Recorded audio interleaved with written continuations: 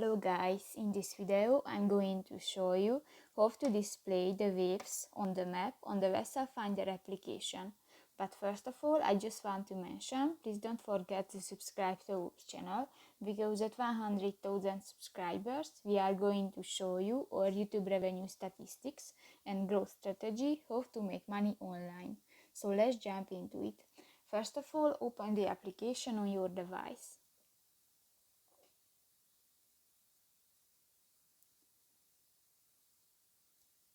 Tap to the wind icon below the map at the right side of the screen and click to the fourth option, the waves.